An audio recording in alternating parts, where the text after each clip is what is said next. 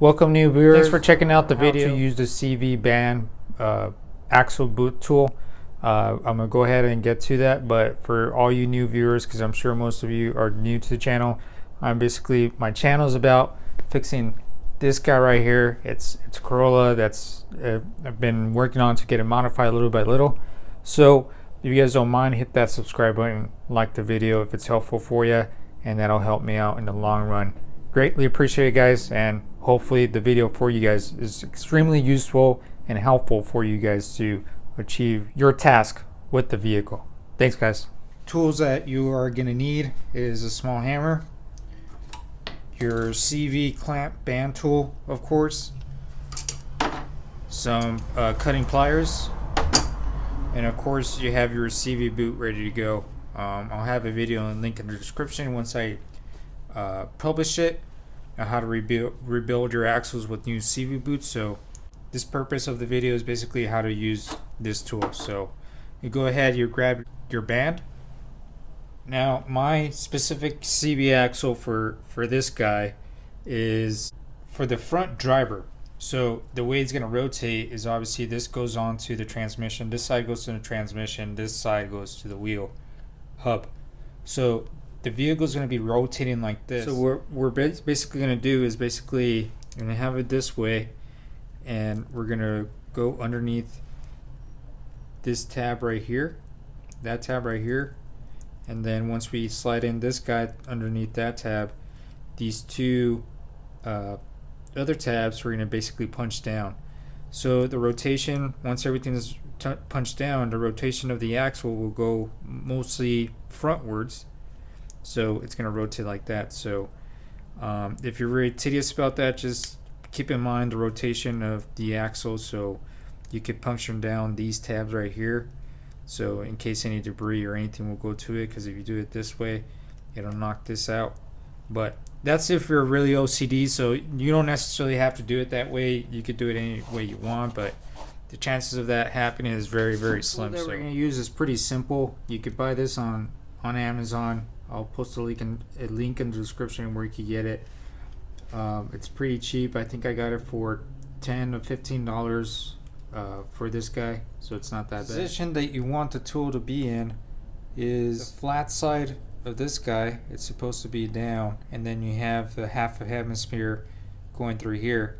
So we're going to feed the band through this insert right here, feed it in between here, feed it again through here, and then wrap it around right there.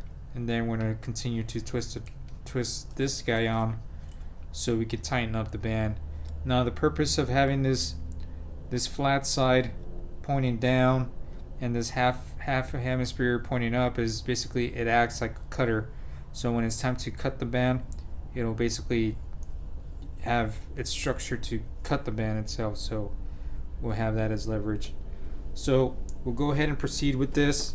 You have your band. Go ahead and put the band. If you have two loops going on the band, go ahead and make sure both loops of the band is perfectly stationed on the boot, because you might be riding on the edge of the boot or not even riding it. So just be sure you are perfectly aligned. So we have that going for us. So in order for me to use the tool at my convenience, I'm gonna go ahead, spin it around so I could have it towards me. So the band is towards me. I'm gonna use the tool, and again, the half a hemisphere is pointing up, and the flat side of the cutter right here is pointing down. So we're gonna put it through here first, towards the end, the slot. Feed it through the cutter. That's a little bit of a tricky part, but it's doable. And then again, you have another slot. You have a slot here under the cutter, through another slot, and then finally we're gonna go through the wrapping of this slot right here.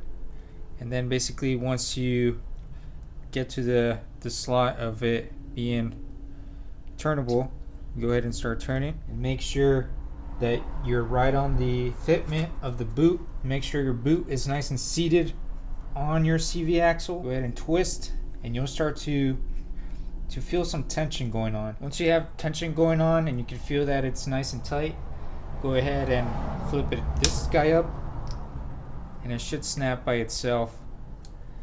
And if it doesn't, just use the cutter, go ahead and cut it, and it's nice and cut, and it's nice and tight. If you don't have a small hammer, that's fine.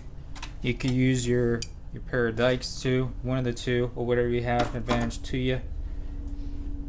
Go ahead and flip this around. Once you get them nice and flat as possible with the bend that you did right here, it's not going to go anywhere for the fact that you have this other strap right here holding it down, so it's not going to go anywhere. But just for safety, extra safe precaution, we have these two tabs that we need to settle down.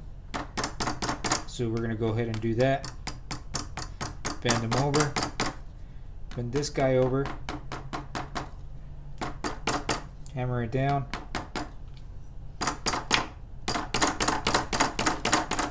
And basically hammer everything down.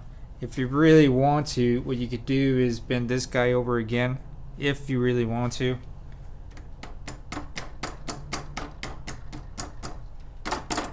And it'll wrap around those two bends right there.